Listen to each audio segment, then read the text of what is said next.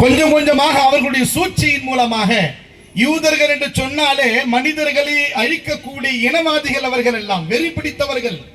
அவர்களுடைய சுய ரூபத்தை காட்டினார்கள். ஹிட்லர் 90 லட்சத்துக்கு மேற்பட்ட யூதர்களை கொன்று குவித்த பிறகு சில நபர்களை சில யூதர்களிடம் விட்டுவிட்டான். அவன் சில யூதர்களை கொன்று குவிக்கவில்லை. அவன் இறக்கின்ற நேரத்தில், மரணிக்கின்ற நேரத்தில் ஹிட்லர் சொல்லிவிட்டு சென்றிருக்கிறான், உலக நாடில் உள்ள மக்கள் எல்லாம் என்னை வசைப்பாடுகிறார், திட்டுகிறார்கள், ஏன் இவன் யூதர்களை கொன்று குவிக்கிறான் என்பதாக. நான் ஏன் கொன்றேன், ஏன் கொன்று குவிக்கிறேன் என்பதை உங்களுக்கு பின்னாடி தெரிவதற்காக வேண்டி சில யூதர்களை விட்டு செல்கிறேன். நீங்கள் நான் கொன்று குவித்தது சரிதான் என்பதாக நீங்கள் சொல்வீர்கள் என்று அவன் எழுதிவிட்டு சென்றிருக்கிறான். அன்பானவர்களே, இனி மக்களையும் அந்த கஸ்ஸா மக்களையும் ஈவு இறக்க இல்லாமல் மக்களை, பெண்களை, குழந்தைகளை கொன்று குவித்து இடம் இல்லாமல் நாடோடிகளாக அந்த மக்களை, கஸ்ஸா மக்களை ஆக்கி கொண்டிருக்கிறான் இஸ்ரேல் பிரதமர். கண்ணியத்திற்குரியவர்களே, ஹாஸ்பிட்டல் என்று சொன்னாலே அனைவர்களும் ஓடோடு சென்று பணி செய்யக்கூடிய இடம்தான் ஹாஸ்பிட்டல். கல்வியை கற்றால் ஒரு மனிதன் உலகத்திலே உயர்ந்த அந்தஸ்தை அடையலாம் என்ற உலகமே இன்னைக்கு போற்றக்கூடிய ஒரு இடம்தான் கல்விக்கூடங்கள். அந்த கல்விக்கூடத்திலேயும் நோயாளிகள் இருக்கக்கூடிய மருத்துவமனைகளிலேயும், அதே மாதிரி வீடு இல்லாமல் இருக்கக்கூடிய டேரா போட்டு, பந்தலை போட்டு, குடிசைகளை போட்டு தங்கி இருக்கக்கூடிய ஏழை மக்களின் மீது டார்கெட் வைத்து இந்த இஸ்ரேலிய ராணுவம், இஸ்ரேலிய ராணுவம் என்று சொல்ல முடியாது, ராணுவத்துடைய போர்வையிலே தீவிரவாதிகள் அவர்கள் இருக்கிறார்கள். பல்லாயிரக்கணக்கான நோயாளிகள் ஹாஸ்பிட்டலின் மீது போட்டு மருத்துவம் போது கொன்று குவித்தார்கள். ஸ்கூல் படிக்கக்கூடிய பிள்ளைகள் மீது பாம்புகளை போட்டு, குண்டுகளை போட்டு கொண்டு குவித்தார்கள்.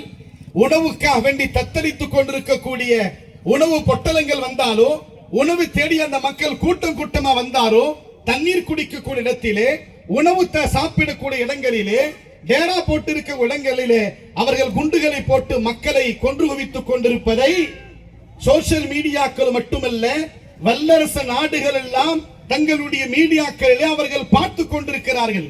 குறிப்பாக சொன்னால் சகோதரர்களே, இந்த உலகத்தையே நான் தான் ஆட்டி படைக்கிறேன், என் பேச்சு தான் கேட்க வேண்டும் என்பதாக நம்ம தாய்நாட்டின் மீது அதிருப்தி பெற்ற டொனால்ட் ட்ரம்ப் கூட ஒரு வார்த்தை கூட கஸ்ஸா மக்களை பற்றி, பலஸ்தீன் மக்களை பற்றி அவர் எதிர்ப்பு தெரிவிக்கவில்லை. கஸ்ஸா மக்கள் நாட்டை விட்டு ஓடு என்பதாக சொல்கிறார்கள்.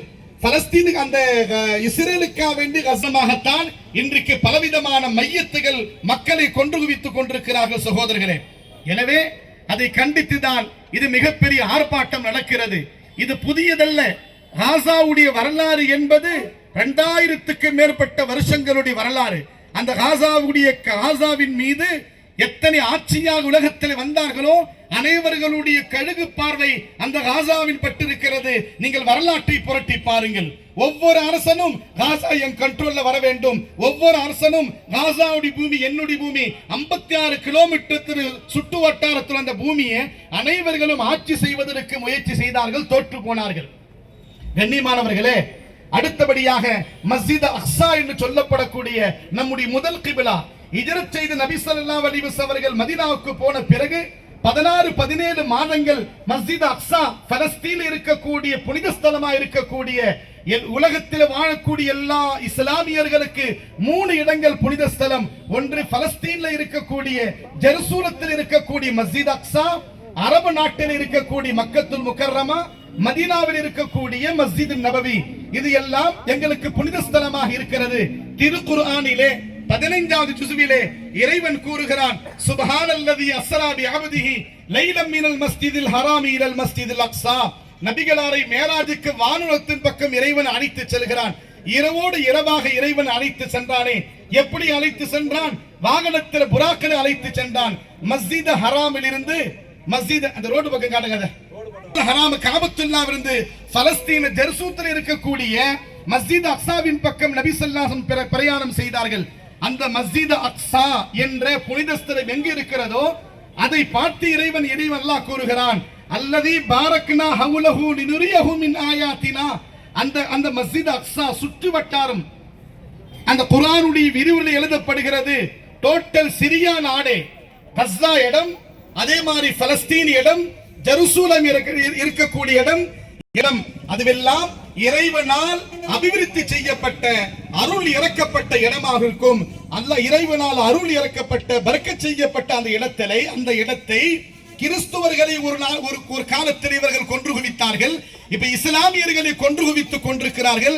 ஒரு நாள் அல்ல, 2 நாள் அல்ல, உலகத்தையே தன் கண்ட்ரோல வைப்பதற்கான முயற்சிகள் தான் இந்த இஸ்ரேலை சேர்ந்த இந்த பிரதமரும் அவர்கள் ராணுவமும் அவர்களுக்காக உதவி செய்யக்கூடிய நாடுகளும் இன்னைக்கு முயற்சி செய்து கொண்டிருக்கிறது. எனவே அன்பானவர்களே, இது ஒருபோதும் ஆகவே ஆகாது. இன்னைக்கு வரை பல்லாயிரக்கணக்கான குழந்தைகள் கொல்லப்பட்டிருக்கிறார்கள் கசாவிலே. வீணாக ஆகாது. கண்டிப்பா ஒரு நேரம் வரும், பலஸ்தீனுக்கு இன்ஷா அல்லாஹ் விடுதலை கிடைத்தே தீரும். அல்லாஹ் ஜல்ல ஷான விடுதலை தருவான். நான் உங்களுக்கு 2 விஷயத்தை சொல்வேன். நம்மால் அவள்தான் முடியும். ஆர்ப்பாட்டம், அகிம்சை வழியிலே ஆர்ப்பாட்டம் நடத்த முடியும். 2 விஷயங்கள் அங்கே இருக்கக்கூடிய மக்களுக்கும் இந்த பயானை கேட்கக்கூடிய நம்ம தமிழக மக்களுக்கு நான் சொல்லிக் கொள்வேன். 2 விஷயம் நாம் செய்ய வேண்டியது இருக்கிறது. ஒன்று, இஸ்ரேலினால் தயாரிக்கப்பட்ட, இஸ்ரேலின் மூலமாக, இஸ்ரேலி கம்பெனியின் மூலமா தயாரிக்கப்பட்ட பொருளை இன்ஷா அல்லாஹ் பாய்காட் செய்வோம். இன்ஷா அல்லாஹ் ஜோரா சொல்லுங்களேன். இஸ்ரேலின் மூலமாக இப்போ ட்ரம்ப் நம்ம மீது 25% அப்புறமா 50% வரி போட்டாரா இல்லையா? சோசியல் மீடியாவிலே அரசியல்வாதிகள் மற்ற கட்சிகள் எல்லாம் அமெரிக்கா பொருளை வாங்கக்கூடாது, அவனுக்கு லாஸை ஏற்படுத்த வேண்டும் என்று சோசியல் மீடியாக்கள் பரப்பலாம் இல்லையா? அதே மாதிரி நாங்களும் பரப்புகிறோம்.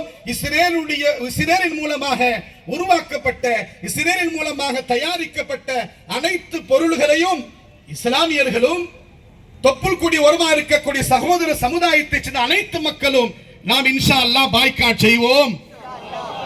இன்ஷா அல்லாஹ். இன்ஷா அல்லாஹ் காணமே அல்லாஹ் கபூல் சொல்லுவாங்க. இரண்டாவதாக, நம்ம என்னதான் ஆர்ப்பாட்டம் செய்தாலும் இறைவனுடைய தொடர்பு நமக்கு இருக்கணுமா இல்லையா? ஆமா, அல்ஹம்துலில்லாஹ் சொல்லுங்களேன். இறைவன் அல்லாஹ்வுடைய தொடர்பு இருக்கணும். 900 வருஷத்துக்கு முன்னால், 900 வருஷத்துக்கு முன்னால் ஹஜ்ரத் ரசூலுல்லாஹ்வுடைய காலத்தில் இருந்து இஸ்லாமியுடைய கையில இருந்த ஜெருசலம், பலஸ்தீன் இடையில ஒரு 90 வருஷமாக அந்நியருடைய கையில போனது. சொல்லி முடிச்சுக்கிறேன், அசத்து தட்டிட்டே இருக்கிறாங்க. 90 வருஷமாக அந்நியருடைய கையில போனது. அந்த நேரத்திலே சுல்தான் சலாஹுத்தீன் அய்யூபி என்ற மாமன்னர் இருந்தார். அவர் இரவு பகலாக விடுதலைக்காக போராட்டம் நடத்தினார், போர்களை செய்தார்.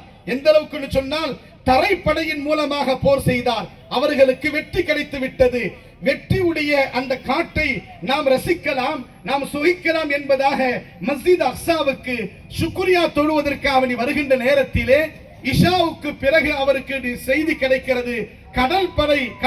கடல் வழியாக கப்பலின் மூலமாக விரோதிகள் பலஸ்தீனை தாக்க வருகிறார்கள், அந்த மஸ்ஜித் அக்ஸாவை பிடிக்க வருகிறான் சொன்ன உடனே அங்கேயே சஜிதாவில் விழுந்தவர் தான் ஹஜ்ரத் சலாஹுத்தீன் அய்யூபி, சுல்தான் சலாஹுத்தீன் அய்யூபி ரஹ்மத்துல்லாஹி அலைஹி அவர்கள். கண்ணியத்திற்குரியவர்களே, இரவு முழுதும் அல்லாஹ்விடத்தில் மன்றாடுகிறார், இறைவனிடத்தில் தொழுகிறார், கண்ணீர் வடிக்கிறார். ரப்பே, என்னிடத்தில் இருந்த போர் சாமான் காலியாகி விட்டது, மக்களுக்கு போராட்டம் நடத்தினேன், எங்க நாட்டை பாதுகாக்க, அந்நியர்களை விரட்டுவதற்கு பலவிதமான நாங்கள் போராட்டங்களை நடத்தினோம். இப்ப எல்லாம் என்னிடத்தில் எந்த விதமான சக்தி இல்லை, இனிமேல் நீ தான் அந்த மக்களை பாதுகாக்க வேண்டும் என்று இறைவனிடத்திலே தஹஜ்ஜுத் தொழுகையிலே அவர் தொழுதுவிட்டு அல்லாஹ்வின் மீது பாரத்தை போட்டுவிட்டு மஸ்ஜித் அக்ஸாவுடைய அந்த படியிலே, வாசல் படியில வந்து இறங்குகின்ற நெருகிறார். வந்து சலாஹுத்தீன் அய்யூபி பார்த்து சொன்னார், ஏ சலாஹுத்தீன், आप बेफिक्र रहिए, ओ सलाहुद्दीने, நீ கவலை இல்லாமல் இரு.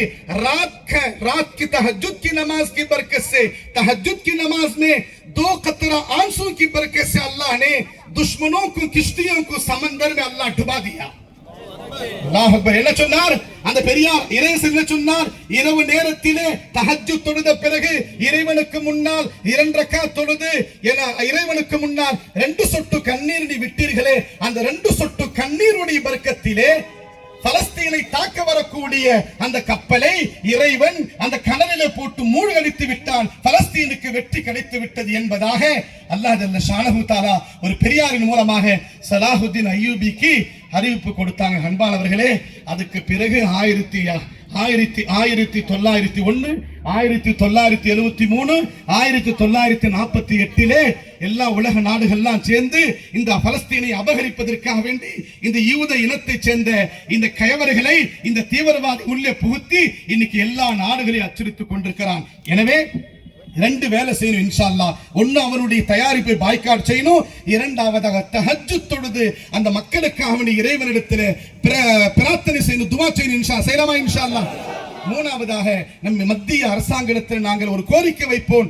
எப்படி பல நாடுகளுக்காக நீங்கள் ஆதரவு தெரிவிக்கிறீர்களோ, பலஸ்தீனுடைய விடுதலைக்காக வேண்டியும் கஸாவிலே போர் நிறுத்துவதற்காக வேண்டியும் தொடர்ந்து நீங்கள் எங்களுக்காக வேண்டி பலஸ்தீன் மக்களுக்காக வேண்டி ஆதரவு கொடுக்க வேண்டும் என்று சொல்லி இந்த கண்டன ஆர்ப்பாட்டத்தின் மூலமாக இந்திய மத்திய அரசாங்கத்தில் நாங்கள் கேட்டுக்கொள்கிறோம். அல்லாஹ் ஜல்ல ஷானஹு தஆலா பலஸ்தீன் மக்களையும் கஸா மக்களையும் பாதுகாப்பானாக. சலாஹுத்தீன் அய்யூபி காலத்தில் வெற்றி கொடுத்த மாதிரி அந்த மக்களுக்கு அல்லாஹ் வெற்றி கொடுப்பானாக. வாஹிரு தஅவானா அல்ஹம்துலில்லாஹி ரப்பில் ஆலமீன். 6 மணிக்கு முன்பாக இந்த ஆர்ப்பாட்டத்தை முடிக்க வேண்டியிருக்கிறது. ஏனென்று சொன்னால் 6-8 மணிக்கு தொழுகை. ஆகவே கோஷமிடக்கூடியவர்கள் விரைவாக